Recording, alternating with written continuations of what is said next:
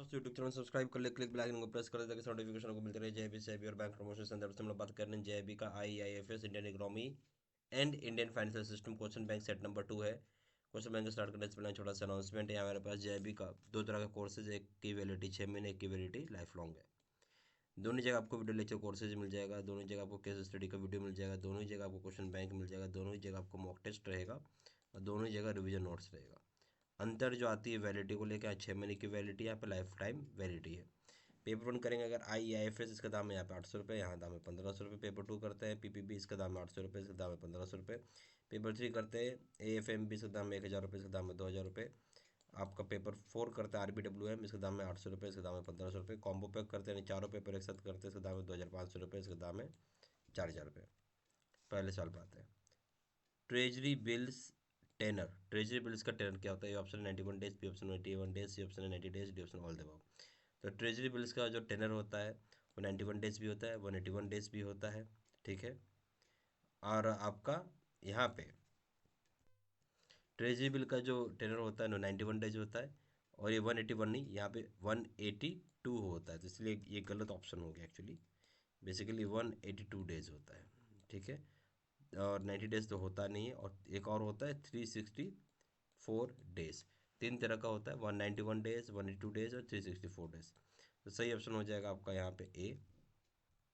Question number 2 का ये, what was the initial share capital of Reserve Bank of India? Reserve Bank of India का initial share capital कितना था? A option rupees 5 crore, B option rupees 500 crore, C option rupees 1000 crore, D option none of the above. सही option क्या है? 5 करोड़ रुपए initial share capital था Reserve Bank का, A option. Question number 2 में आइए, 3 में आइए।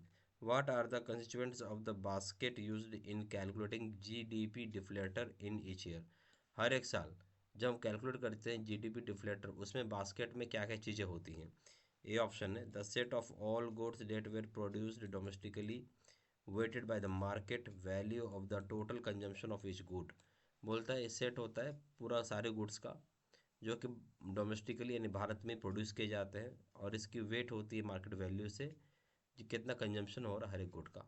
बी ऑप्शन है set of all goods that were produced internationally weighted by the market value of the total consumption of each good.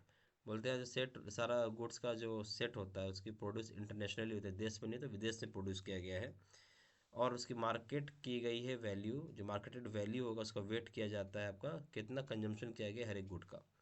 C option है set of all goods that were produced domestically and weighted by the quantity of which good. बोलते हैं set होता है goods का जो कि produce किया गया डोमेस्टिकली, जिसकी वेट की जाएगी क्वांटिटी हर गुड का।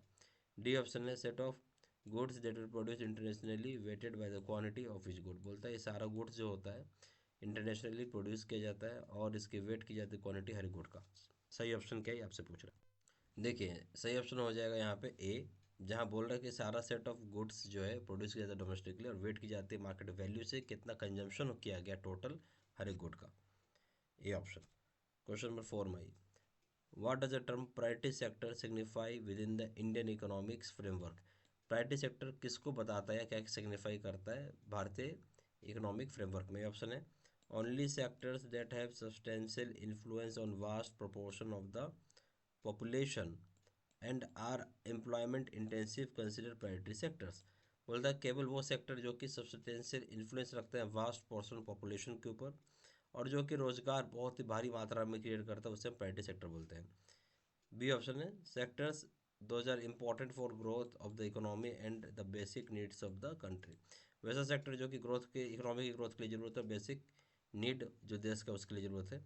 C option any sector that contribute significantly to country GDP, मतलब कोई भी सेक्टर हो जो कि GDP की कंट्रीब्यूट में सिग्निफिकेंटली रोल निभाता है।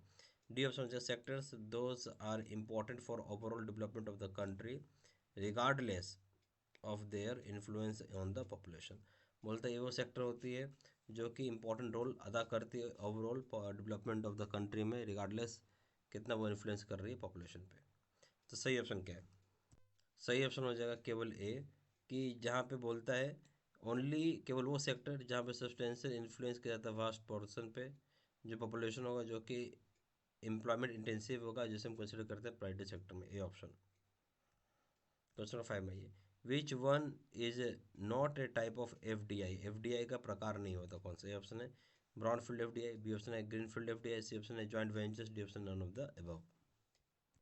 जो एफडीआई कौन सा नहीं है इसमें, तो आपका ग्रीनफील्ड एफडीआई भी नहीं है, आपको ब्राउनफील्ड एफडीआई भी नहीं, ग्रीनफील्ड एफडीआई भी नहीं, जॉइंट वेंचर भी एफडीआई नहीं है, नन ऑफ दिस हो जाएगा डी ऑप्शन। क्वेश्चन नंबर 6 में आइए। Based on the recommendations of the Narasimham committee one government implemented the following measures. ठीक है, अब देखते हैं।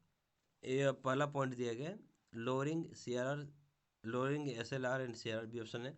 पहला पॉइंट है lowering C R R S L R, दूसरा पॉइंट है प्रोडेंशियल नॉर्म्स, तीसरा पॉइंट है deregulation of interest rates, चौथा पॉइंट है फ्रीडम ऑफ ऑपरेशन, पांचवा पॉइंट है competition from new private sector banks.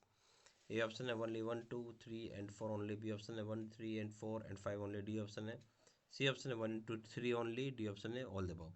तो क्या क्या कमेटी, नरसिम्हन कमेटी ने रिकमेंडेशन दिया था जिसको कि गवर्नमेंट ने इम्प्लीमेंट किया। ठीक है, क्या क्या सजेशन दिया था नरसिम्हम कमेटी ने, वो रिकमेंडेशन वो देखते हैं।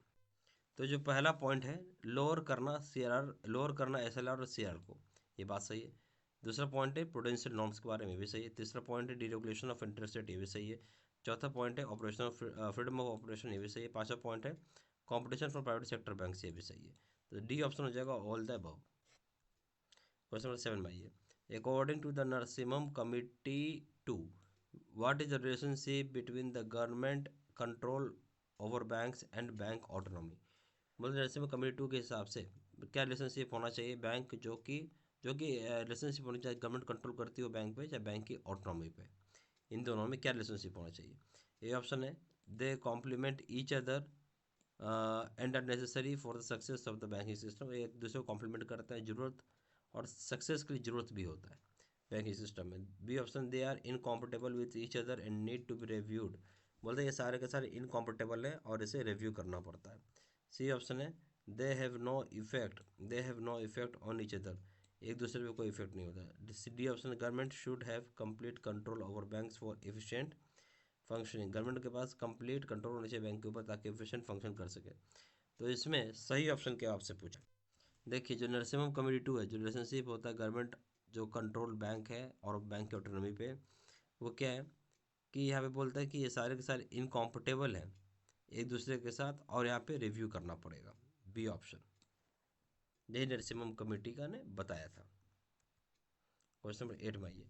What is the reason behind GDP deflator considered as more comprehensive in measuring inflation than WPI and CPI.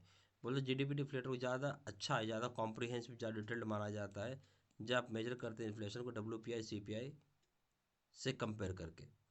तो ये ऑप्शन है because it is based on fixed basket of goods and service, क्योंकि based fixed basket of goods and services के ऊपर। B option because it covers a limited range of goods and services produced in the economy, क्योंकि cover ही कम करता है, limited range of goods and services है उसको ही कवर करना। सी ऑप्शन हो जाएगा because it covers entire range of goods and services produced in the economy, क्योंकि वो कवर करता है entire range of goods and services को जो प्रोड्यूस करेगा हमारे इकोनॉमी में। D option because it is available on monthly basis पे अवेलेबल होता है।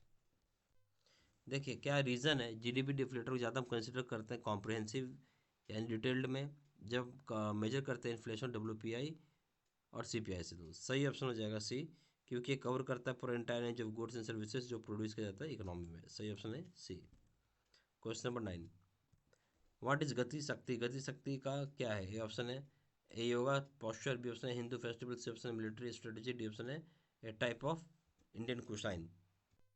सही ऑप्शन हो जाएगा मिलिट्री स्ट्रेटजी हम बोलते हैं इसको, सी ऑप्शन। क्वेश्चन नंबर 10 में आइए। What is the meaning of the term one sun one world one grid in the context of solar synergy. तो बोलते क्या मीनिंग है टर्म का one sun one world and one sun one world one grid. ठीक है, solar energy की context में। A option है a system of interconnecting power grids that share solar energy across globe. बोलते सिस्टम में जो इंटरकनेक्ट करना ग्लोबल पावर ग्रिड्स को, जो कि जहाँ पे शेयर किया जाएगा सोलर एनर्जी जो कि अक्रॉस ग्लोब में। बी ऑप्शन है single solar panel that can provide energy to the entire world, single solar panel जो कि प्रोवाइड करेगा एनर्जी पूरे इंटायर वर्ल्ड को। सी ऑप्शन है project to launch satellite that will capture solar energy and distribute to the world. बोले जो project होता है जो कि लॉन्च करेगा सैटेलाइट को जो कि कैप्चर करेगा सोलर एनर्जी को डिस्ट्रीब्यूट करेगा पूरी दुनिया को। डी ऑप्शन है policy to limit the use of solar energy to only one country or region. जो पॉलिसी होता है लिमिट करेगा सोलर एनर्जी को केवल एक कंट्री और एक रियन के लिए। तो इसका सही आंसर क्या है? तो ये बोलता है जो one sun one world one grid, जो सोलर एनर्जी के कंटेक्स्ट में मतलब है कि एक सिस्टम है जहाँ पावर ग्रिड्स को इंटरकनेक्ट करेंगे ताकि सोलर एनर्जी अक्रॉस ग्लोब में हम शेयर कर सकें। सही बात है, ए ऑप्शन। यह हमारे पास जीआईबी का दो तरह का कोर्स होता है, एक जो होता है 6 महीने की वैलिडिटी का, दूसरा होता है लाइफ टाइम वैलिडिटी का कोर्स।